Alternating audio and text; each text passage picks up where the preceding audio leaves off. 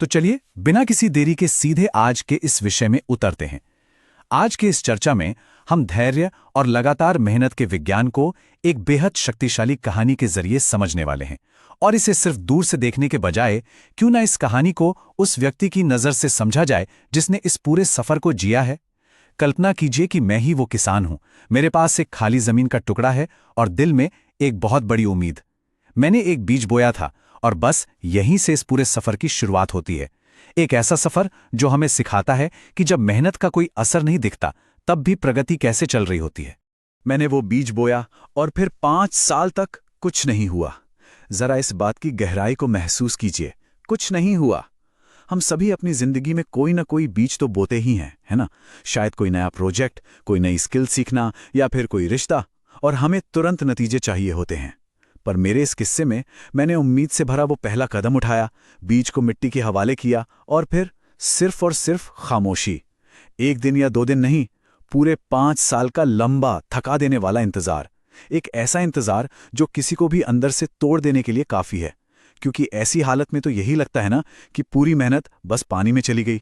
मेरा पहला कदम, एक नई शुरुआत। उस खाली जमीन के सामने खड़े होकर जब मैंने पहली बार उस मिट्टी में पानी डाला था ना, तो मेरे अंदर आशाओं का एक समंदर था। एक नई शुरुआत का वो एहसास सच में बेजोड़ था। जब मैंने उस छोटे से बीज को अपनी हथेली पर रखा था तो मेरे चेहरे पर एक ऐसी ही छोटी सी मुस्कान थी। मैंने खुद से एक वादा किया था, चाहे कुछ भी हो जाए मैं हर दिन इस मिट्टी को सींचूंगा। यह सिर्फ एक पौधा लगाने की बात नहीं थी, ये मेरा रोज का संकल्प था। हर सुबह उस खाली जमीन को पानी देना और एक ऐसी चीज पर भरोसा करना जिसे मेरे अलावा कोई और देख ही नहीं सकता था। और यहां से शुरू हुए खामोशी के साल। पहला साल बीत गया और मिट्टी में एक तरार तक नहीं आई, कोई नतीजा नहीं। दूसरा साल आया, धूप की तपन बढ़ी, बारिश का मौसम आकर चला गया, पर सच में कुछ नहीं हुआ। तीसरा साल, जमीन अभी भी पूरी तरह से खाली। और फिर अचानक चौथा साल आ गया और मुझे क्या दिख रहा था? सिर्फ और सिर्फ बंजर जमीन। जरा उस मानसिक स्थिति की कल्पना कीजिए, हर सुबह उठना और उसी बंजर जमीन में फिर से पानी डालना। जो काम मैंने इतने उत्साह के साथ शुरू किया था, अब वो अंदर ही अंदर शंकाओं और डर से घिर चुका था। दिमाग में बातें आने लगती थीं कि क्या ये बीज सच में मर चुका है? क्या मेरे इतने सालों की मेहनत बिल्कुल बेकार गई? और इन सारी बातों के बीच सिर्फ मेरा अंदर का संघर्ष नहीं था, बाहर की दुनिया भी तो थी। ये शायद इस पूरी यात्रा का सबसे कमजोर करने वाला भावनात्मक दौर था। गांव के लोग थोड़ा पीछे खड़े होते और बस तमाशा देखते थे। उन्होंने मेरी मेहनत नहीं देखी, उन्होंने सिर्फ ये देखा कि मेरी मेहनत का कोई परिणाम नहीं निकल रहा है। और देखिए, ये तो इंसान की फितरत है, जो चीज समझ नहीं आती उस पे लोग हंसते हैं। उनकी वो हंसी, उनका मजाक और उनकी आंखों में झलकता वो शक, वो हर रोज उस खाली मिट्टी को पानी देने के काम को 100 गुना ज्यादा भारी बना देता था। पर बात यहीं आती है ना, जब पूरी दुनिया हमें पागल समझने लगे तब भी अपने काम पर डटे रहना। उन सारी शंकाओं को अनसुना करने के लिए एक अलग ही लेवल की हिम्मत और मानसिक मजबूती चाहिए होती है। हर बार जब वो लोग हंसते, मैं गहरी सांस लेता, अपनी आंखें बंद करता और चुपचाप अपनी बाल्टी उठा लेता। मैंने हार नहीं मानी, क्योंकि चाहे नतीजे उस वक्त सामने नहीं थे, मुझे अपनी प्रक्रिया पर पूरा विश्वास था। क्योंकि सतह के नीचे कहानी थोड़ी अलग थी। दुनिया क्या देख रही थी? दुनिया सिर्फ जमीन के ऊपर का हिस्सा देख रही थी। वही बंजर जमीन, रोज का पानी देना और एक साफ साफ दिखने वाली नाकामी। लेकिन अगर हम जमीन के नीचे ध्यान दें तो वहां एक बिल्कुल ही अलग कहानी चल रही थी।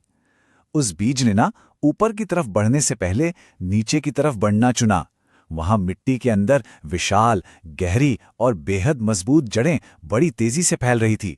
वो बांस का पेड़ दरअसल अपना एक ऐसा अदृश्य बेस, एक ऐसी फाउंडेशन तैयार कर रहा था जो आगे चलकर उसे आसमान छूने में मदद करने वाली थी। और फिर एक दिन अचानक आया वो बड़ा बदलाव। पूरे 5 साल, इस एक छोटे से नंबर के पीछे का बोझ महसूस कर सकते हैं हम।